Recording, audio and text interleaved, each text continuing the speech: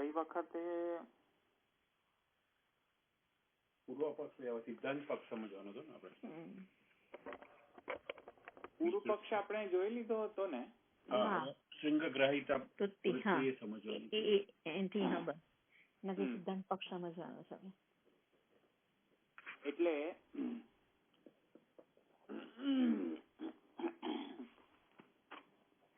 યેષ અક્ષિણી પુરુષો દ્રશ્યતે એષ આત્મા ઇતિ હોવાચ એતદ અમૃત અભયમ એતદ બ્રહ્મેતિ તદ્યદ્યપિસ્મિન સર્પિર્વોદકમ વા સિંચતિ વર્ત્મનિ એવ ગચ્છતિ. તો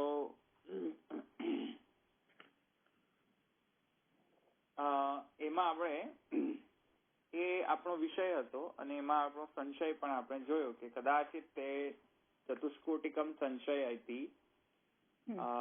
પ્રતિબિંબાત્મા, વિજ્ઞાનાત્મા, ઇન્દ્રિયાધિષ્ઠાત્રી દેવતા અથવા તો ઈશ્વર પરમેશ્વર.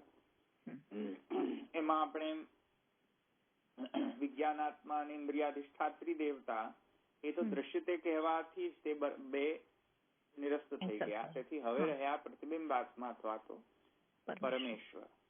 અને પરમેશ્વરમાં પણ આપણે જોયું કે પરમેશ્વરનો પણ દર્શનનો અવિષય છે. દર્શનનો અવિષય હોવાના કારણે અહીંયા પૂર્વ પક્ષી સ્ટેન્ડ લઈ રહ્યો છે કે તે માત્ર પ્રતિબિંબાત્મા જ હોઈ શકે, તે પરમેશ્વર તો ન હોઈ શકે. ઉપકોશલ અને આચાર્યમાં ના કન્વર્ઝેશનમાં છાંદોગ્ય ઉપનિષદના આ અધ્યાયની અંદર આ સંશય ઉત્પન્ન થયો અને એમાં પૂર્વ પક્ષીએ જે પક્ષ ગ્રહણ કર્યો કે આ પ્રતિબિંબ આત્મા છે, તો પ્રતિબિંબ આત્મા જે છે તે શા માટે, તો તેનું એ કહેવું છે કે દર્શનમ અમૃતત્વાદિકમ છે પરસ્પર વિરુદ્ધાવા અર્થો તદ્વાચકત્વા તથા ઇત્યર્થ. એમ સંશય પ્રાપ્ત થઈને પૂર્વ પક્ષી એમ કહે છે કે બ્રહ્મ વાક્યત્વમ એવ મતલબ તત્સિદ્ધ્યર્થમ ઇત્યુપસંહાર સિદ્ધ્યર્થમ નनु માસ્તુ તત્ર ઉપસંહાર તથા સતિ પ્રકરણ ઇત્યાદ બ્રહ્મ વાક્યત્વમ એવ ઇત્યર્થ આહ અવિરોધે हि इत्यादि यदि हि दृश्यते इत्युक्तं दर्शनं न विरुध्यते तदा तथात्वं शक्यवचनं न तु तद्भावेऽपि इत्यर्थः. એટલે મૂળમાં પૂર્વ પક્ષીનો સ્ટેન્ડ એ છે કે આ પ્રતિબિંબ આત્મા જ હોવો જોઈએ, ઉપકોશલનો પ્રતિબિંબ આત્મા. અને એ કેમ, તો એનો ઉપપત્તિ આપીને પૂર્વ પક્ષી જરા થોડો ઉપપન્ન કરવા ઈચ્છે છે, જસ્ટિફાય કરવા ઈચ્છે છે. તો એ પૂર્વ પક્ષીનો સ્ટેન્ડ એ છે કે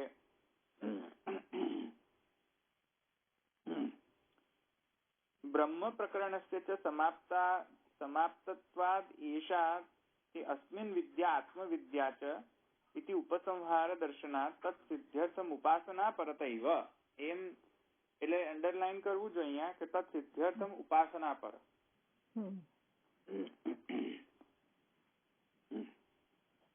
કેમ કે તત્ર દ્રશ્યતે ઇતિ વચનાત પ્રતિબિંબ એવ એમ. એ એનો મુખ્ય સ્ટેન્ડ પોઈન્ટ છે, એનો જસ્ટિફિકેશન નો સ્ટેન્ડ પોઈન્ટ છે. સમજમાં આવ્યું પૂર્વ પક્ષીનો? એટલે તત્ર દ્રશ્યતે ઇતિ વચનાત પ્રતિબિંબ એવ એમ. ત્યાં પૂર્વ પક્ષ એમ કહે છે કે રહ્યો એક માત્ર પ્રતિબિંબ આત્મા, તો પ્રતિબિંબ આત્મા છે તો હવે એની સમક્ષ એક બીજો પણ પાછો એ માનવામાં ઘણા બધા પ્રોબ્લેમ્સ માનીએ તો ઉપકૌશલ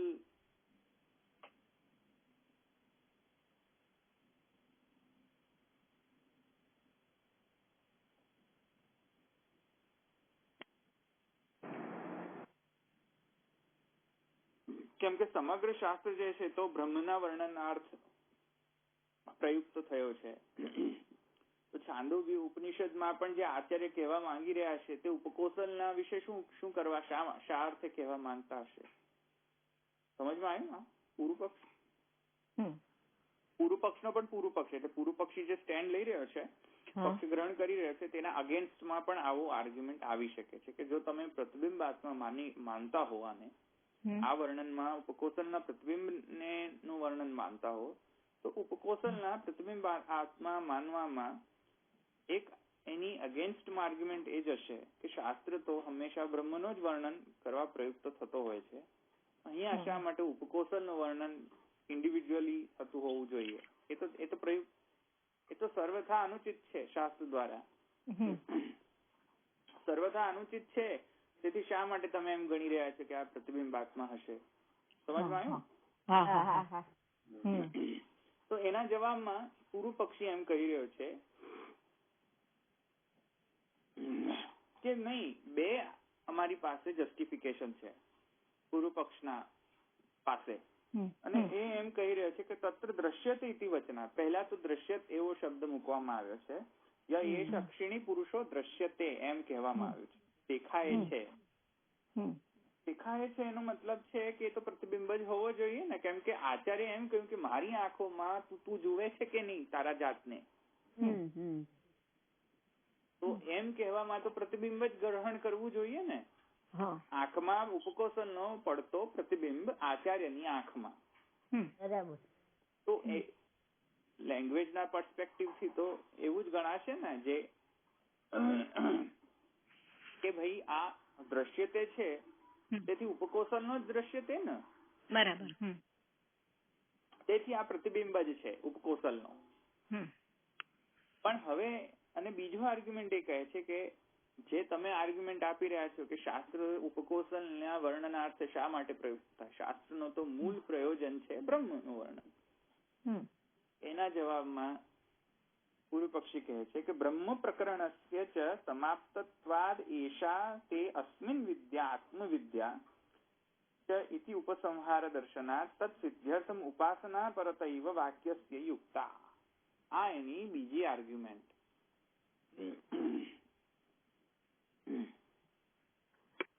એટલે એ કહી રહ્યો છે કે દ્રશ્યતે ઇત્યુક્તમ દર્શનમ અમૃતત્વાદિકમ છે. પૂર્વ પક્ષમ આહુ તત્ર દ્રશ્યતે ઇત્યાદિ. હવે જો પુરુષોત્તમજીના એને એક્સપાન્ડ કરતા કહી રહ્યા છે કે પ્રકરણ સમાપ્ત હેતુ રૂપ ઉપસંહાર દર્શનાત. પૂર્વ પક્ષી એમ કહે છે કે બ્રહ્મ પ્રકરણની તો ત્યાં સમાપ્તિ થઈ ગઈ, અને બ્રહ્મ પ્રકરણની સમાપ્તિ થઈ અને એના પછી આચાર્ય એને આ પ્રકારેની બ્રહ્મ વિદ્યા આપી. કેમ કે આગળ પંચાગ્નિ વિદ્યા અગ્નિ વિદ્યા જે છે, આત્મવિદ્યા અથવા તો અગ્નિ વિદ્યા, તે તો સમાપ્ત થઈ ગઈ. મેં તમને સમજાવ્યું તો અગ્નિઓએ પણ એમને બ્રહ્મ વિદ્યા આપી હતી. એટલે હું તમને સમજાવીશ કે અગ્નિઓની જે વિદ્યા જે છે તે શું છે અને આચાર્યની જે વિદ્યા છે તે શું છે, તો હું તમને સમજાવીશ.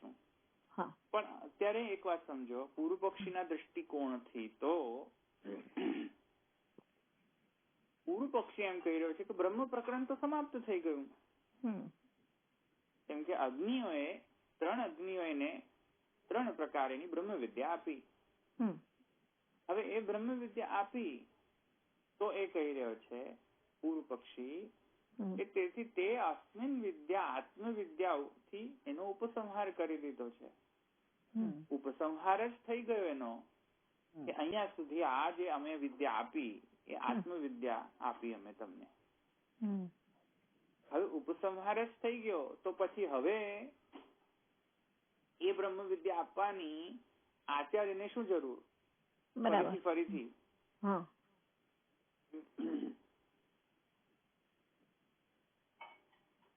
સમજમાં આવ્યું? અને ઉપરથી એ કહી રહ્યા છે, એક મિનિટ પુરુષોત્તમજી નો જોઈએ તો કહી રહ્યા છે પ્રકરણ સમાપ્તો હેતુ રૂપમ ઉપસંહાર દર્શનાદિતિ તत् સિદ્ધ્યર્થમ ઇતિ ઉપસંહાર સિદ્ધ્યર્થમ નનુ માસ્તુ તત્ર ઉપસંહાર તથા સતિ પ્રકરણે એક્યાદ બ્રહ્મ વાક્યત્વમેવ एव अस्ति इत्यतः आह ક્યાં ગયો અવિરોધે હિ ઇત્યાદિ યદિ હિ દ્રશ્યત ઇત્યુક્તમ હિ એટલે ક્યાં ગયું પેલું એક સેકન્ડ આપણું ક્યાં ગયો પેલો હમણાં શું કહ્યું તું હમણાં ઉપસંહાર કર્યો ને એમ વાત કરી ને આત્મવિદ્યાની નહીં એક સેકન્ડ તે અસ્મિન વિદ્યા આત્મવિદ્યા અરે ક્યાં ગયું સૂત્ર ને તે અસ્મિન વિદ્યા આત્મવિદ્યા ઇતિ ઉપાય હા સમાપ્ત તે અસ્મિન વિદ્યા આત્મવિદ્યા ચ ઇતિ ઉપાય દર્શનાર્થ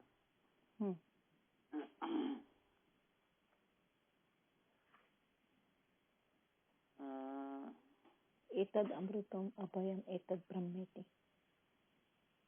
તો અહીંયા એ કહી રહ્યા છે કે અવિરોધે હિ ઇત્યાદિ યદિ હિ દૃશ્યતે ઇત્યુક્તમ દર્શન ન વિરુદ્ધ્યતે તદા તથાત્વમ શક્ય વચનમ ન તો તદ ભાવે અપી ઇત્યર્થ નનુ એટલે ઉપાસ્ય જે છે હવે અહીં સમજો અત્યારે હવે એમાં એક વધારે એક આર્ગ્યુમેન્ટ એક કરી રહ્યો છે એ જુઓ એટલે મેં તમને કહ્યું ને આત્મવિદ્યા જે છે એનો તો ઉપસંહાર કરી દીધો પછી બ્રહ્મવિદ્યા તો પૂર્ણ થઈ હવે એ કહી રહ્યો છે તત્ સિદ્ધ્યર્થમ ઉપાસના પર હવે એના સિદ્ધિના માટે હવે જો અહીંયા એક સમરસોલ્ટ આપી રહ્યો છે જો અહીંયા એ કહી રહ્યો છે ઇતિ ઉપસંહાર દર્શનાર્થ થઈ ગયો બ્રહ્મવિદ્યા આપી દીધો હવે બ્રહ્મવિદ્યાને દ્રઢ કરવા માટે શું કરવું જોઈએ બ્રહ્મવિદ્યા દ્રઢ થાય એને એટલે એક વાત સમજો હું તમને કહું સર્વમ ખલ્વિદમ બ્રહ્મ બધું બ્રહ્મ છે એવું જાણો પછી તમને પૂછું કે શું તમે બ્રહ્મ છો ચલો પ્રેક્ટિકલી બતાવો તો પછી તમે એમ જ કહેશો ને સર્વમ ખલ્વિદમ બ્રહ્મ તો હું બ્રહ્મ જ છું ને સમજમાં આવે ને તો એ રીતે પૂર્વ પક્ષી એમ કે છે કે બ્રહ્મ વિદ્યા પૂર્ણ થઈ ગઈ બ્રહ્મ વિદ્યાના સિદ્ધિના માટે ઉપાસના પર સ્ટેટમેન્ટ કહેવા જોઈએ કે ભાઈ કેમ કે બધું બ્રહ્મ છે તેથી તું બ્રહ્મ તત્વમસી તેથી એ કહી રહ્યો છે કે ભાઈ ઉપાસના પર લઈ લો એને આવ્યું સમજ ઉપાસના પર લઈ લો એને ઉપાસના એટલે મેં તમને કહ્યું ને ટેમ્પરરીલી કોઈ પણ વસ્તુને ટેન્ટેટિવલી બ્રહ્મ છે એમ માની લેવું એકચ્યુઅલી માં એ બ્રહ્મ નથી એને ઉપાસના કહેવાય આવ્યું સમજમાં વ્યવહાર માટે એમ ગણી લેવું જેમ મેં શ્રુતિનો પણ વચન આપ્યા હતા કે બ્રહ્મદાતા બ્રહ્મદાશા બ્રહ્મ ખિસવાવત બ્રહ્મ ચીટર પણ છે અને બ્રહ્મ માછીમારો પણ છે તો ત્યાં બ્રહ્મનું સ્વરૂપ લક્ષણ તો થોડી ગણવામાં આવ્યું એનો કાર્ય કે કારણ લક્ષણ થોડી કહેવામાં આવ્યું છે ત્યાં એમ લાગી છે કે કદાચ આને ઉપાસના પર લઈ શકાય કે કેમ કે બધું સર્વમ ખલ્વિદમ બ્રહ્મ છે તો ચાલુ ખાતામાં માની લો એને ટેન્ટેટિવલી ટેમ્પરરી કે આ પણ બ્રહ્મ છે એકચ્યુઅલી માં તો બ્રહ્મ નથી ને કેમ કે બ્રહ્મ જે છે એનો સ્વરૂપ લક્ષણ તો નથી ને ત્યાં સ્વરૂપ લક્ષણ નથી પણ બ્રહ્મ જ કહેવાય ને બ્રહ્મ નથી એવું તો કેવી રીતે કહેવાય પણ બ્રહ્મનો સ્વરૂપ લક્ષણ ન કહેવાય ને એવું કહી શકાય બાકી અધરવાઇઝ તો બ્રહ્મ જ છે સબસ્ટેન્શિયલી બ્રહ્મ છે ફંક્શનલી થોડી બ્રહ્મ છે ના ફંક્શનલી નથી બરાબર સબસ્ટેન્શિયલી ઉપાદાન તયા તો બ્રહ્મ છે ફંક્શનલી ક્યાં છે એ તો સ્વરૂપ લક્ષણ નથી ને ત્યાં તો એ મેં કહી રહ્યો છે કે તેથી એવી જ રીતે અહીંયા જ માની લો ને કે જેમ જયારે ઉપકૌશલ ને એમ કહ્યું કે તું મારી આંખમાં તું તારી જાતને જુએ છે તારા પ્રતિબિંબને એ જ બ્રહ્મ છે એનો મતલબ શું થયો કે આગળની જે બ્રહ્મ વિદ્યા અપાઈ એમાં જે સર્વમ ખલ્વિદમ બ્રહ્મની જે વિદ્યા અપાઈ તેનો હવે તારામાં પણ ઉપાસના કરીને તું જોઈ લે કે તું પણ તત્વમસી તું પણ બ્રહ્મ છે એમ ઉપાસના પરત લઈ લેવા ઈચ્છી રહ્યો છે પૂર્વ પક્ષી અને મહાપ્રભુજી એમ ઓપોઝિટમાં જઈને કહે છે કે નહીં ઉપાસના નથી, એ સ્વયં બ્રહ્મનો સ્વરૂપ છે. પેલા શૃંગગ્રાહિકા મહાપ્રભુજી એને એમ કહી રહ્યા છે કે નહીં, એ ઉપાસના નથી, ઉપાસના અર્થે નથી. આ ઋષિઓની આર્ષ દર્શનના કારણે પ્રેક્ટિકલી ડેમોન્સ્ટ્રેશન છે કે જે અક્ષીની જે ઘટની અંદર પરમાત્મા એને બિરાજી રહ્યો છે તે તારામાં પણ બિરાજી રહ્યો છે. એટલે એ ઉપાસના ઉપકોશલ દ્વારા ઉપાસના લેવાય નહીં. એના ઘણા બધા પીટફોલ્સ હવે મહાપ્રભુજી કહેશે. પીટફોલ્સ એટલે સમજો ને, પીટફોલ્સ એટલે એ લોજિકમાં આવતી દૂષણો. પીટફોલ્સ એટલે પીટફોલ એટલે ખડ્ડો કહેવાય એકચ્યુઅલીમાં. એટલે ખાડો એમાં પડે વિઘ્નો, જે બધા વચ્ચે વિઘ્નો આવે તે. હા, એમાં લોજિકમાં પણ એવા દૂષણ હોય તેને આપણે પીટફોલ કહીએ. ઉપકોષણ ને ના પ્રતિબિંબ આત્માને ઉપાસનાર્થે પ્રયુક્ત થવું, એમાં ઘણા બધા લોજિકલ પીટફોલ્સ આવે છે. લોજિકલ એટલે શાસ્ત્રના દૃષ્ટિથી, શાસ્ત્રના જે પ્રમાણની દૃષ્ટિથી ઘણા બધા પીટફોલ્સ છે. લોજિકલ પણ પીટફોલ્સ છે. શાસ્ત્રમાંથી જે સિદ્ધ થયું સિદ્ધાંત તરીકે, એના હિસાબથી લોજિકલી વિચારીએ તો એ બધું ઘણા બધા દૂષણો આવે છે. એ મહાપ્રભુજી સૂત્ર નંબર 14 થી લઈને 17 સુધી હવે મહાપ્રભુજી એને ડીલ કરશે કે નહીં, એ ઉપાસના પર નથી. ઉપાસના પર હોય તો આટલા બધા પ્રોબ્લેમ્સ તમારે ડીલ કરવા પડશે. એટલે આ ઉપાસના નથી, સ્વયમેવ પરમાત્માનો જ વર્ણન છે. એ પરમાત્માનું વર્ણન તત્વમસી દ્વારા કહેવામાં આવ્યું છે, જે વૈદિક સિદ્ધાંત છે શૃંગગ્રાહિકા વૃત્તિ દ્વારા. એને ઉપાસના નહીં લેવું જોઈએ. તો એ પૂર્વ પક્ષી કહી રહ્યો છે તેથી ઉપાસના કેમ રહી રહ્યા છે. કહ્યું ને, તેથી કહ્યું, મેં સમજાવ્યું કે ઉપસંહાર તો થઈ ગયું. ઉપસંહાર થઈ ગયું ને, ઉપસંહાર ને હવે તત્સિદ્ધ્યર્થમ ઉપાસના પર લઈ લો એને. કેમ કે હવે તો એને બધું જ બ્રહ્મ છે, તો હવે એને ઉપાસના કરવી જોઈએ ને હવે એ બ્રહ્મની. દરેકે દરેક વસ્તુ હવે બ્રહ્મ જ લાગવી જોઈએ એને. એકચ્યુઅલી માં નહીં, પાછું જો ટેમ્પરરી લઈ લો એને, ટોકન માની લો, એમ સમજો ને, એને ઉપાસના કહે કે માની લો એક વખત. તો તદ સિદ્ધ્યર્થમ ઉપાસના પરતૈવ વાક્ય તો વાક્ય યુક્ત છે. કેમ યુક્ત છે એક વાર સમજો. એશ અક્ષિણી પુરુષો દ્રશ્યતે એશ આત્મા ઇતિ વાચે તદ અમૃત અભયમ. તો ઉપાસના પર ન લે ને અને એકલો ઉપકોશલ જ વર્ણન લે ને, તો ઉપકોશલમાં અભયરૂપતા અને અમૃતત્વ તો છે જ નહીં. એ તો ક્યારેય મરવાનો છે ને, ક્યારે એનો જન્મ થયો હતો ને મરવાનો છે. એ અમૃત થોડી છે. તો ઉપકોશલ પર ઇન્ડિવિજ્યુઅલ માં તો આ લાગુ જ નથી પડી શકતું ની શ્રુતિ. બરાબર. કોશલ ની પ્રતિબિંબ પર પણ લાગુ ન પડી શકે આ શ્રુતિ. તો પૂર્વ પક્ષી સચેત છે. એને કહ્યું કે નહીં, એટલે તો અમે કહીએ છીએ કે ઉપકોશલ દ્વારા બ્રહ્મોપાસના થઈ રહી છે. સમજમાં આવ્યું? કેમ કે પેલું અભયમ અને અમૃતત્વ બંને રૂપ છે ને. અને પાછું દેખાય છે તત્ર દ્રશ્યતે વચનાર્થ. બધું સારી રીતે બેસી જાય છે લોજિકલી એના મતે. સમજમાં આવ્યું? દ્રશ્યતે પણ બેસે છે,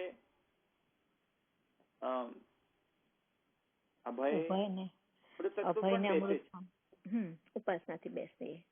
હા, એટલે કહી રહ્યો છે કે નહીં, આ બધું સુવ્યવસ્થિત રીતે એમાં બધું જ લોજિકલ કોન્ટ્રાડિક્શન વગરનું છે. લોજિકલી એને જસ્ટિફાય કરી શકાય છે. તેથી આ ઉપાસના પર છે. સમજમાં? આ પૂર્વ પક્ષીનો સ્ટેન્ડ હતો.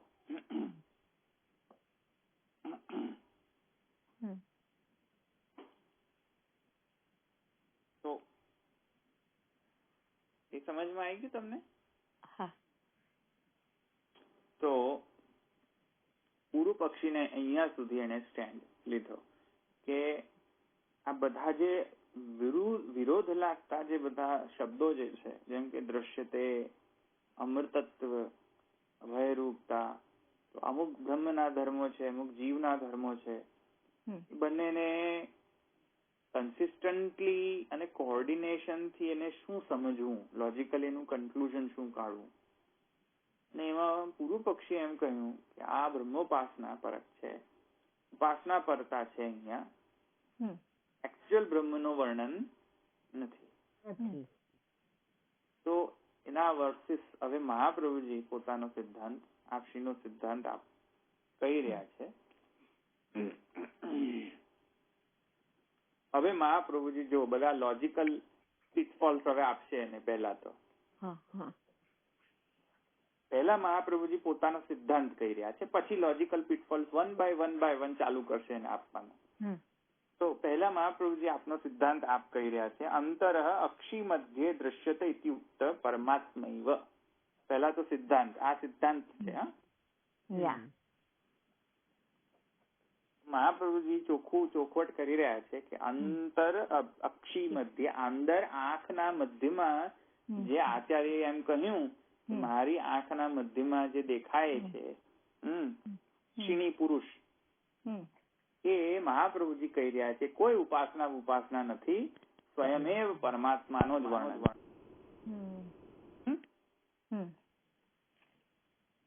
પરમાત્મા એવ, પાછો એવ પણ લગાવ્યો છે એટલે તો એ સિદ્ધાંત થયો. હવે કેમ જસ્ટિફાય તો કરવું પડશે ને, ઉપપન્ન તો કરવો પડશે ને. અંતર ઉપપત્તિ, અંતર એટલે શું? જો સૂત્રનું સૂત્ર સમજો, અંતર એટલે અંદર જે અક્ષીણી પુરુષ થાય છે એ બ્રહ્મ છે એવી ઉપપન્ન થાય છે. સૂત્ર કેટલું નાનું છે, અંતર ઉપપત્તિ, એમાં કશું સમજણ પડે. અંતર ઉપપત્તિ એટલે અંદર જે અક્ષીણી પુરુષ દેખાય છે તે બ્રહ્મ જ છે એવું ઉપપન્ન થાય છે. પછી તો ઉપકોશલ ઉડી જ ગયો. હા, હું એ તમને સમજાવું છું ને. ઉપકોશલ ઉડી ગયો એ કેવી રીતે ઉડી ગયો એ બધું સમજાવીશું.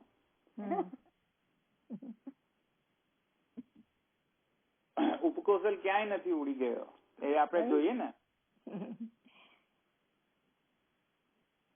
નહીં, અક્ષીણી પુરુષ કીધો ને એટલે એ આપણે સમજીએ છીએ ને. તો અંતર અક્ષી મધ્યે દ્રશ્યત ઇત્યુક્ત પરમાત્મા, આ સિદ્ધાંત થયો. હવે આગળ કહી રહ્યા છે કેમ. કુતઃ ઉપપત્તે, કેમ તો કહી રહ્યા છે એની ઉપપન્નતા છે, જસ્ટિફિકેશન છે એની અમારી જોડે, એ જસ્ટિફાઈડ છે. સમજમાં? એટલે મહાપ્રભુજીએ સૂત્ર સમજાવી દીધો. અંતર એટલે અંતર, જો હવે એને સૂત્ર સાથે રિલેટ કરો. સૂત્રનો પહેલો જે શબ્દ છે અંતર, આ પ્રભુજીએ ફર્સ્ટ સિદ્ધાંતમાં એમ કહ્યું અંતરનો મતલબ છે અક્ષી મધ્યે દ્રશ્ય, જે દેખાય છે અક્ષીની પુરુષ તેનો મતલબ અંતર. એ શું છે તો મહાપ્રભુજી કહી રહ્યા છે ઇત્યુક્ત, શું છે? પરમાત્મા છે. કેમ? તો એવી જયારે પ્રશ્ન ઉઠે તો સૂત્ર જવાબ આપી રહ્યો છે. સૂત્ર શું જવાબ આપી રહ્યો છે? અંતર પછી છે અક્ષી મધ્ય દ્રશ્યતે. નહીં, સૂત્રમાં શું છે? અંતર પછી. સૂત્રમાં ય એશે અક્ષિતિ પુરુષો દ્રશ્યતે, ય આત્મા ઉપપત્તિ, અંતર ઉપપત્તિ. ઉપપત્તિ એટલે જસ્ટિફાઈડ છે. એટલે ભાષ્ય ને સાથે લઈને બેસો તો સમજમાં આવશે. અંતર અક્ષી મધ્યે દ્રશ્યતે ઇત્યુક્ત પરમાત્મૈવ કુતઃ, એમ જયારે પ્રશ્ન થાય તો સૂત્ર જવાબ આપી રહ્યો છે ઉપપત્તે. એમ મહાપ્રભુજીએ સૂત્ર સમજાવ્યો. એટલે એ સૂત્રને જ સમજાવ્યો છે ફર્સ્ટ લાઈન થી સિદ્ધાંત પર. હવે સૂત્રનો મતલબ સમજ પડી? કારણ કે હજુ સુધી મેં સૂત્રનો મતલબ તમને સમજાવ્યો જ નતો. હા, એ શ્રુતિનો મતલબ સમજાયો. સૂત્ર નહીં, સૂત્ર જો સૂત્ર પર ધ્યાન આપો. સૂત્ર કયો છે? અંતર ઉપપત્તિ. હા, સૂત્ર શું છે? અંતર ઉપપત્તિ. તો મહાપ્રભુજીને એક્સપ્લેન કર્યું અંતરનો મતલબ શું? અક્ષિણી પુરુષ. એ કોણ છે? પરમાત્મા એવા. કેમ પરમાત્મા છે? કેમ કે એની ઉપપત્તિ છે. પત્તિ છે એટલે થઈ ગયું ને અંતર ઉપપત્તિ. હવે સમજીએ એનું શું ઉપપત્તિ છે એ હવે સમજીએ ને. હવે એ તો કહી દીધું કે ઉપપત્તિ છે, પણ હવે શું ઉપપત્તિ છે, કેવી રીતે, એ હવે સમજવાનું છે. પેલા સિદ્ધાંત સમજી ગયા ને. હવે સિદ્ધાંત ને આપણે સમજીએ કેમ ઉપપત્તિ છે. પરમાત્માની નો જ અર્થ કેમ આવે છે અહીંયા.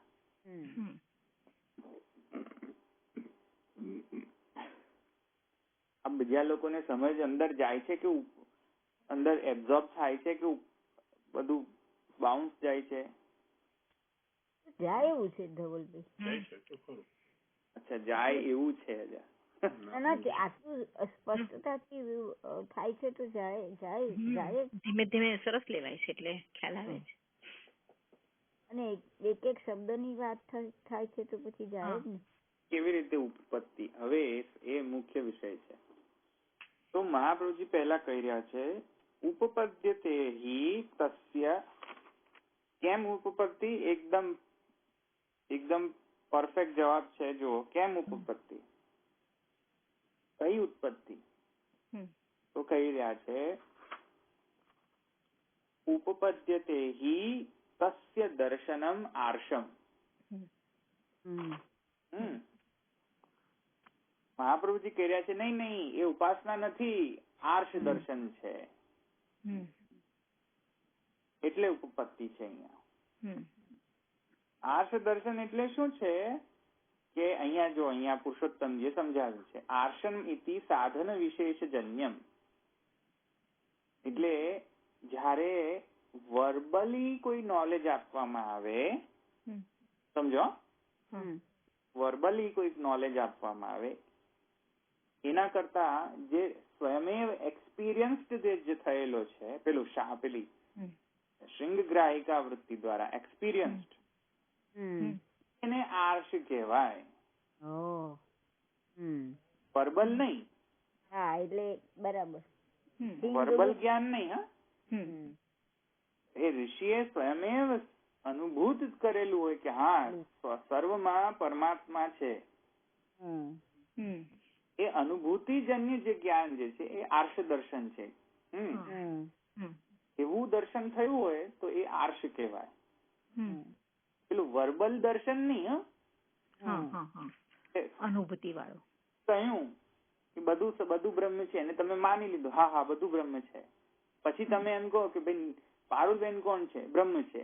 એમ કરીને એ દર્શન આર્ષ દર્શન નથી. પોતે અનુભવ કર્યો હોય તો જાતનો અનુભવ હોય હા, એને આર્ષ દર્શન કહેવાય. યસ, એટલે આપણું બધું વર્બલ કહેવાય. સાધન વિશેષ જન્યમ. સમજમાં આવ્યું ને? લખો આર્ષ એટલે નો મતલબ શું? લખો સાધન વિશેષ જન્યમ. વર્બલ નહીં, નોટ વર્બલ. અથવા તો ત્યાં લખી દો કે પેલું શૃંગગ્રાહિકા વૃત્તિ એમ લખી દો.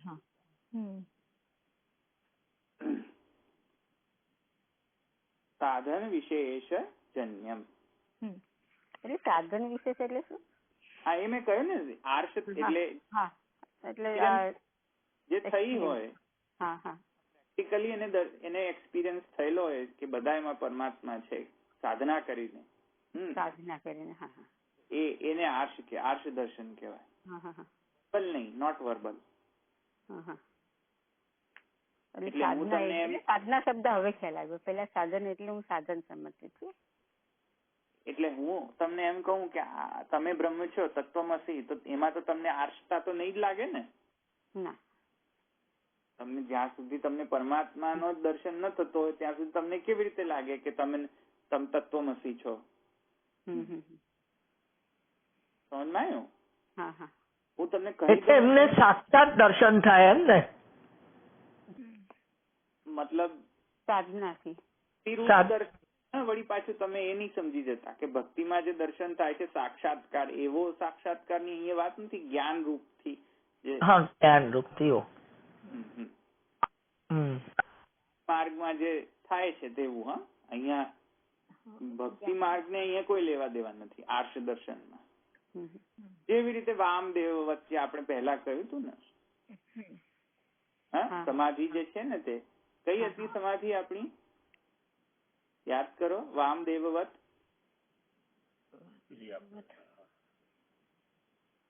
મને આઈ હોપ કે તમને યાદ છે કે વામદેવ કોણ છે. ઇન્દ્રનું ને એ પ્રસંગ આવતું હતું એમાં ને. હા, પણ હવે યાદ તો છે ને કે મેં એ વામદેવે કયા પ્રકારથી પોતાના જાતને એમ કહ્યું હતું કે મારામાં જ બધું લય થાય છે ને મારામાં જ બધું ઉત્પન્ન થાય છે.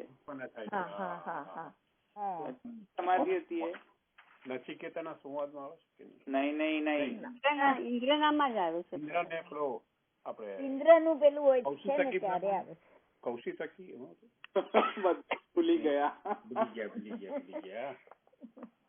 વામદેવ થોડુંક ઇન્દ્ર ઉપદેશ આપે છે.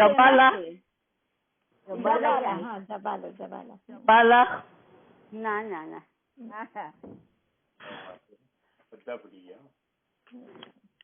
ના, ઇન્દ્ર ઉપદેશ આપે છે ને એમાં છે. હા, એ નહીં. હા, તે જ પેલું ઋતનું પાન કરતી વખતે જે કે છે ને એ પહેલા આવેલું છે. આ તો બધું એકદમ શરૂઆતમાં પહેલા અધિકરણમાં પહેલામાં. પ્રખ્યાત કે અસંપ્રખ્યાત બધા ભૂલી ગયા.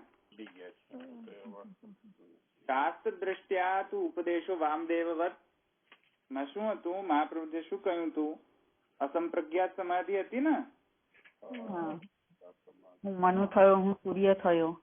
હા, હું સૂર્ય થયો, હું મનુ થયો. આર્ષ દર્શન છે ને તે અનુગમાધિકરણમાં. અનુગમાધિકરણ. બોલ્યા પારુલબેન, આવું કઈ આવે તો બોલે, બાકી એમને શું બોલે તો યાદ નથી બધું કોઈને. આર્ષમિતિ સાધન વિશેષજન્યમ લખો. અચ્છા, હવે જુઓ પછી આગળ મહાપ્રભુજી કહી રહ્યા છે, સર્વત્ર બ્રહ્મ પશ્યન બહિઃ સન્નિધાને તસ્ય સ્થાનસ્ય ઉત્કૃષ્ટત્વાत् તત્ર ભગવંતમ ઉપદિશતિ લોકમ વાવ તે અવોચ અહમ તુ તે તદ વક્ષ્યામિ ઇતિ મહદ ઉપક્રમાચ્ચ. તો કહી રહ્યા છે કે આ ઋષિએ મને જે આચાર્ય જે રીતે આ બ્રહ્મોપદેશ આપ્યો આર્ષ દર્શન દ્વારા, તો એમાં જે મહાપ્રભુજી કહી રહ્યા છે ને, ક્યાં ગયું પેલું સર્વત્ર? ક્યાં છે? હા, સર્વત્ર બ્રહ્મ પશ્યન છે ને, એના વિશે જો સર્વત્ર બ્રહ્મન પશ્યન, સર્વત્ર બ્રહ્મ પશ્યન, સર્વત્ર બ્રહ્મ પશ્યન. જો જે સર્વત્ર બ્રહ્મને જોઈ રહ્યો છે તો એ દર્શન આર્ષ હશે કે વર્બલ હશે? આર્ષ હશે ને. તમને દેખાય છે સર્વત્ર બ્રહ્મ? ના, પણ તમને ખબર તો છે ને સર્વમ ખલુ ઇદમ બ્રહ્મ. યા તો એ વર્બલ થયું ને પેલું આપણું વર્બલ થયું. પણ ઋષિનું જે છે એ આર્ષ છે. એટલે કહી રહ્યા છે તદ વ્યુત્પાદયંતી, એની જસ્ટિફિકેશન આપવા માટે મહાપ્રભુજી કહી રહ્યા છે કે કઈ રીતે આર્ષ દર્શન ઋષિઓનું. તો મહાપ્રભુજી એક્સપ્લેન કરી રહ્યા છે સર્વત્ર ઇત્યાદિ ઉત્કૃષ્ટત્વાદ ઇત્યાદિ. એ કહી રહ્યા છે કે સર્વત્ર બ્રહ્મ પશ્યન, સર્વત્ર જે બ્રહ્મને જોનાર છે એ બહિઃ સન્નિધાને, બહાર સન્નિધાન પોતાના નજીક, બહિઃ સન્નિધાને તસ્ય સ્થાનસ્ય ઉત્કૃષ્ટત્વાत्. જયારે બધાયમાં એમને બ્રહ્મ દેખાય છે તો કોઈ બીજાને એક્સપ્લેન કરવું હોય તો એ કહી રહ્યા છે કે એક જ એવી જગ્યા ઋષિને મળી વખતે જે બાહ્ય પણ છે અને એ સ્વયં પણ છે, સ્વયંનું પણ છે, સન્નિધિ પણ છે. આંખ બહાર પણ છે. આવ્યું સમજમાં? અને એ પોતાની જ આંખ છે. એટલે એવી કોઈક લોકેશન ઋષિ આપવા માંગી રહ્યા છે. એ લોકેશન થી મહાત્મ્ય બોધન થાય. સમજમાં આવ્યું? કેમ કે આંખ જ કેમ મળી પ્રશ્ન થાય ને. પ્રશ્ન એવો થાય ને યશ અક્ષિણી પુરુષો, આંખ જ કેમ મળી એવો તો પ્રશ્ન થાય ને. તો આંખ જ કેમ મળી તેનો જવાબ આપી રહ્યા છે કે જે ઋષિ બધે જોઈ રહ્યા છે, બધે જ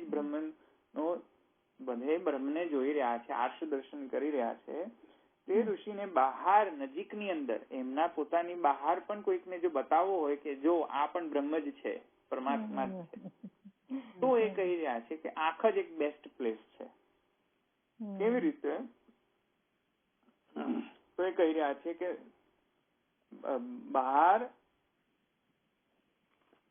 મને બહિઃ સન્નિધાને તસ્ય સ્થાનસ્ય ઉત્કૃષ્ટત્વાत्. આ સ્થાનનો ઉત્કૃષ્ટ સ્થાન છે. આ કઈ રીતે? તો અહીંયા પુરુષોત્તમજીનું વર્ણન, એનું એક્સપ્લેનેશન એ કરી રહ્યા. ઉત્કૃષ્ટત્વાદિ એટલે ઉત્કૃષ્ટ કેમ છે સ્થાન? તો કહી રહ્યા છે જલાદિ સંશ્લેષણ તન મહાત્મ્ય બોધકત્વાत्. જલાદિ સંશ્લેષણ એ તમને સમજાવ્યું હતું. જલાદિ સંશ્લેષણ એટલે શું? આંખની અંદર એવો ધર્મ છે કે બહાર નીકળી જાય કે એ જલ આદિ નો જો એનામાં સિંચન કરવામાં આવે તો એ પાપણમાં જ થઈ જાય છે, શોષાતો નથી, એબ્ઝોર્બ નથી થઈ જતો. એટલે બધાને તે ઉત્પન્ન તો કરે છે પણ એનાથી લિપ્ત નથી થતો. સમજમાં આવ્યું? લિપ્ત નથી થતો. એ તો લીલા છે એની માત્ર. એને લિપ્ત નથી થઈ જતો. જેમ આપણે કઈ ઉત્પન્ન કરીએ ને, આપણે એનામાં લિપ્ત થઈ જઈએ. આપણે કામ, ક્રોધ, લોભ, મદ, માત્સર્ય એનામાં જ રહે. પછી અહંતા ને મમતા તો બંધાઈ જ જાય ને એની અંદર. આપણું ક્રિએશન છે. પછી બીજો કોઈ આ માણવા માંગે તો આ મારું ક્રિએશન છે. તો શું છે? સમર્પણનો ભાવ નથી રહેતો. પણ ભગવાનના કેસમાં એવું નથી હોતું. લિપ્ત નથી થતા. લીલા દયા તે સમર્પણ, પોતાની સૃષ્ટિ આપણને સમર્પણ કરે છે અને આપણે એ જ સૃષ્ટિ ભગવાનને સમર્પણ કરીએ છીએ. પરસ્પર સમર્પણનો ભાવ હોય છે ને, ભગવાન અને જીવ વચ્ચે. તો એવી રીતે કેમ કે ભગવાન જે છે આપણને કોઈક ને કોઈક દશામાં આપણને એનું જ નામ શેર કરાવે છે. જો ભગવાન પણ કેવા સમર્પણ કરે છે કે ભગવાનનું બધા નામ રૂપ છે તે બધા ભગવાનના ધારણ કરેલા છે. રૂપે વ્યાકરવાણી, વ્યાકરણ થયો છે. ભગવાને પોતાનું જેમ કપડું જે છે બંધ હોય એને ખોલીએ તો કેવો વિસ્તાર થાય છે કપડાનો. ભગવાનમાં જયારે સૃષ્ટિ પ્રકટ નથી થઈ ત્યારે તે વખતે નામ રૂપ કર્મ જે છે બધા અંદર વ્યાકૃત નતા થયા, અવ્યાકૃત હતા. અને પછી સૃષ્ટિ થઈ ત્યારે વ્યાકરણ થયું. તેનું વ્યાકરણ એટલે શું છે કે આ એક્સપાન્શન જે છે, રિવિલેશન. સમજમાં આવ્યું? કપડું જે બંધ હોય તો બધા નામ રૂપ કર્મ તો દેખાય નહીં ને આપણને કે કેટલી. જેમ કે એક વાત તમારી સાડીને જ લઈ લો. સાડી એકદમ ઘડી વારેલી હોય તો ખબર જ ના પડે પલ્લવ કેવો છે અને અંદર શું પેલું બીજું શું કેવાય એને, પલ્લવ અને પાલવ ને બોર્ડર કેવાય, એ બધું ખબર ના પડે. તો ખબર જ ના પડે ને. જેને એક્સપાન્ડ કરો તમે, વ્યાકરણ કરો એનું, ત્યારે નામ રૂપ કર્મ પ્રકટ થાય. આવી સમજમાં?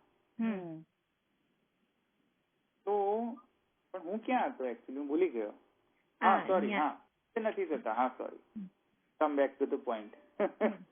તો ભગવાન જે છે તે પોતાના નામ રૂપ કર્મ જે છે વ્યાકૃત કરીને આપણને સમર્પણ નથી કરતા. કરે છે. ઇન્જેક્શન લે છે કે ભાઈ બધા જ નામ રૂપ કર્મ તો મારા છે, તમે શા માટે લઈ લીધા? કોઈ ભાઈનું નામ કૃષ્ણભાઈ હોય, ભગવાન આઈને થોડો ઓબ્જેક્શન ઉઠાવે છે કેસમાં કે ભાઈ મારું નામ કૃષ્ણ છે, ભાઈ તે કેમ લઈ લીધું કૃષ્ણ નામ? એવી રીતે મારું જે કર્મ જે છે એ પણ ભગવાનના જ છે બધા કર્મ. ભગવાન ઓબ્જેક્શન લે છે કે ભાઈ આ તો બધા મારા કર્મો છે, તમે શા માટે કરો છો આ બધું? કેમ કે ક્રિએશન, સસ્ટેનિંગ એન્ડ ડિસ્ટ્રક્શન નું કામ છે. હવે આપણે કોઈને શું છે એ કોઈ પ્રકારનું ક્રિએશન કરતા હોઈએ છીએ, ઇન્વેન્શન કરતા હોઈએ છીએ ડેલી.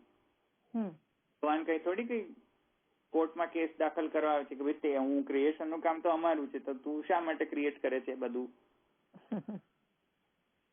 અમે બ્રહ્માજીને તો એપોઇન્ટ કર્યા છે ક્રિએશન માટે, તો તમે શા માટે ક્રિએટ કરો છો બધું? એવું ઓબ્જેક્શન તો લઈ શકે ને. ઘર બનાવો છે, ભગવાન એમ કે છે કે ભાઈ એ તો અમારો રિસ્પોન્સિબિલિટી છે ક્રિએશન, તમે શા માટે બનાવો છો બધું? તે ડિસ્ટ્રક્શન પણ બધું ડિસ્ટ્રોય કરીએ છીએ, ફોરેસ્ટ ડિસ્ટ્રોય કરી દીધું, બધું ડિસ્ટર્બ કરી દીધું એન્વાયરમેન્ટ, તો ભગવાન ઓબ્જેક્શન લે છે થોડી? બધું ડિસ્ટર્બ કેમ કર્યું તમે? એ તો મારો રિસ્પોન્સિબિલિટી છે ડિસ્ટ્રક્શનની, જે અમે ભગવાન શિવને આપેલી છે ડિસ્ટ્રક્શન, રુદ્રને આપેલી છે. એ તો સમર્પણ છે ને પરસ્પર, સમજમાં? હા, એટલે લિપ્ત નથી થતા ને, સમજમાં? એ કહી રહ્યા ઉત્તત્વાદી જલાદ્ય સંશ્લેષણ તન્માતે. મહાત્મ્ય થયું ને ભગવાનનું કે આટલું બધું ક્રિએશન કરવા જતાં એ લિપ્ત નથી થતા, પરસ્પર સમર્પણનો ભાવ રાખે છે. એ મહાત્મ્ય બોધન કરવા માટે ઋષિએ પોતાના આંખમાં જે આંખનો ધર્મ જે છે એના દ્વારા બ્રહ્મને સમજાવ્યો છે. સમજમાં આવ્યું? તો પછી આગળ કહી રહ્યા છે તે એના સ્વલ્પ સ્થાન ઉપદેશોપી ન તસ્ય બ્રહ્મત્વ બાધક. એટલે તેના દ્વારા એ સિદ્ધ કરવામાં આવ્યું સ્થાનનો શું ઉત્કૃષ્ટત્વ છે કે એટલો નાનો સ્થાન છે આંખનો સ્થાન, તેના સ્વલ્પ સ્થાન, એકદમ નાનો સ્થાન છે આંખનો સ્થાન, સ્વલ્પ સ્થાન. સ્વલ્પ સ્થાન એટલે બહુ જ નાનો સ્થાન છે. સ્વલ્પ સ્થાનોપદેશોપી, સ્વલ્પ સ્થાન દેશ છે, દેશ કેટલી નાની છે, છતાં એ બ્રહ્મ નથી એની અંદર પ્રવિષ્ટ કર્યો. સમજમાં આવ્યું? નાનામાં નાના સ્વલ્પસ્થાન દેશમાં પણ બ્રહ્મ પ્રવેશ કરીને પ્રવિષ્ટ થાય છે, અને એ પ્રવિષ્ટ થાય છે છતાં પણ જીવ જે ભોગ કરે છે નથી લિપ્ત નથી થતો પાછો. બરાબર. જલાદ્ય સંશ્લેષણ તન મહાત્મ્ય બોધકત્વ. જીવ ભોગ કરે છે એ તો લિપ્ત જ નથી થતો. એ તો કેટલો મોટો મહાત્મ્ય પરમાત્માનો. સમજમાં આવ્યું ને? એટલે જ કહી રહ્યા છે કે આ પરમાત્માનો વર્ણન છે, જીવનો વર્ણન નથી કે ઉપાસના પણ નથી. કેમ કે પૂર્વ પક્ષી તો શું છે કે he just took into consideration ये અક્ષિણી પુરુષો દ્રશ્યતે અમૃતત્વ ને અભય રૂપત્વ. પેલું પાછળ જે છે સર્પી બોધક વા સિંચતી વર્તમાની એવ ગચ્છતી, એનું ક્યાં છે? આ બધા ધર્મ બંધાવવાની જરૂર શું છે? એ મહાપ્રભુ જે સમજાવ્યું કે નહીં એ જુઓ તમે, એનો આર્ષ દર્શન છે ત્યાં. સર્વત્ર બ્રહ્મ પશ્યન બહિ સન્નિધાને તસ્ય સ્થાનસ્ય ઉત્કૃષ્ટત્વા તત્ર ભગવંતમ ઉપદિશતિ. તો સમજમાં ને? તેથી આ બ્રહ્મ વાક્ય જ છે, ભગવાનનો જ ઉપદેશ છે. સમજમાં ને? અને જુઓ આગળ આચાર્ય શું કહ્યું? લોકમ વા એવ તે ચ ઉવાચ ન અહમ તું તે તદ વક્ષ્યામિ. એમણે તો લોક વિદ્યા કહી, હું તો તને એ નહીં કહું, હું તો પેલું જ કહીશ, બ્રહ્મની વાત કરીશ. એ તો પ્રતિજ્ઞા હતી ને આચાર્યની, રિમેમ્બર અગ્નિઓએ વિદ્યા આપવાનો ઉપસંહાર કર્યો. પછી જયારે એમ કહ્યું કે અમને વધારે કહો, ત્યારે અગ્નિએ કહ્યું નહીં, એ તો હવે આચાર્ય આવીને કહેશે હવે તમને. આચાર્ય આવે ત્યારે શું કહ્યું કે એમણે તો તમને લોક વિદ્યા કહી, હું તને હવે બ્રહ્મ વિદ્યા આપીશ. હા, તો પેલી જે વિદ્યા હતી કઈ હતી પાછી? એ તો પ્રશ્ન થઈ જાય ને હવે. હા એ લોક વિદ્યા કહી એમ કહ્યું ને. એટલે શું એ પાછું સમજવું પડે ને, એ તો હવે આપણે આગળ જતા સમજીશું એને. એટલે અગ્નિ એવું કીધું એ લોક વિદ્યા હતી એવું કીધું આચાર્ય. હા આપણે સમજીશું એને કેમ છે એવો લોક વિદ્યા, આપણે સમજીશું એને. અત્યારે પેન્ડિંગ રાખો એક પ્રશ્ન. મૂળમાં પર અને અપર વિદ્યા બે ગણાવવામાં આવી છે વેદાંતમાં. એ પર અને અપર વિદ્યા જે છે એના માટે આ કહેવામાં આવે છે લોક વિદ્યા અને બ્રહ્મ. અપર વિદ્યા એટલે જે આચાર્ય આપી એ અપર વિદ્યા કહેવાશે, જે અગ્નિઓએ આપી તે પર વિદ્યા છે. એ જરા જસ્ટ નોટ કરીને રાખો, પછી આપણે જોઈશું એને પર અને અપર વિદ્યા એટલે શું. અગ્નિઓએ જે આપી તે કઈ વિદ્યા છે? પર વિદ્યા. અને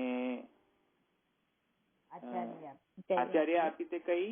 અપર વિદ્યા. મૂળમાં બંને પાછી બ્રહ્મ વિદ્યા જ છે. તો ક્યાં ગયા આપણે? હા, તેથી કહી રહ્યા છે પ્રતિબિંબાવસ્ય ન ચ પુરુષત્વ નિયમઃ તસ્માદ વિરોધાભાવાદ બ્રહ્મ વાક્યમેવ. તેથી જે પ્રતિબિંબ માત્ર છે તે પુરુષ જ હોય એવો કોઈ નિયમ, પુરુષ એટલે પેલો ઉપકોશલ નો પુરુષ, પેલા પુરુષ નહીં. કેમ કે મેં સમજાવ્યું ને દૃશ્યતે, એવો કોઈ નિયમ નથી. આર્ષદર્શન થી પણ કોઈ કહી શકે છે. તેથી આ બ્રહ્મ વાક્ય છે. હવે બધા પિટફોલ્સ આવશે. હવે સ્થાનાદિ વ્યપદેશાચ સુખ વિશિષ્ટાભિધાનાત શ્રુતોપનિષદ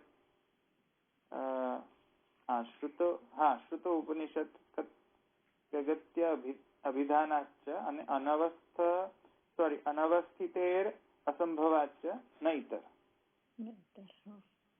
એમ કરીને 4 સૂત્રથી પછી એમાં ઘણા બધા લોજિકલ પ્રોબ્લેમ્સ છે. જો આપણે પેલું પ્રતિબિંબ આત્મા સમજીએ તો સ્થાનાદિ વ્યપદેશાચ છે એમાં વધારે મહાપ્રભુજીનું જસ્ટિફિકેશન પછી સારી રીતે એટલે વિશદ વર્ણન એને કરેલું છે. આના માટે આપશ્રીએ કરેલું છે તે આપણે જોઈશું પછી નેક્સ્ટ ટાઈમ કાલે. ભલે અહીંયા રાખીએ. દ્રઢૈન ચરણ કેરો ભરોસો, દ્રઢૈન ચરણ કેરો, શ્રી વલ્લભ નખ ચંદ્ર છટાબીન, સબ જગમાં જયંત ભરોસો, દ્રઢૈન ચરણ साधन और नहीं या कली में सासु हो निवे, सूर कहा कहे द्विधाधरो, बिना मोल तेरो भरोસો, प्रणयन चरण वल्लभाधीश की जय. श्री गोपीनाथ प्रभु चरण की जय. श्री गोसाई जी परम दयाल की जय. श्याम सुंदर श्री अम्ने महारानी की जय. श्री द्वारिकाधीश की जय. वैष्णव ने जय श्री कृष्ण.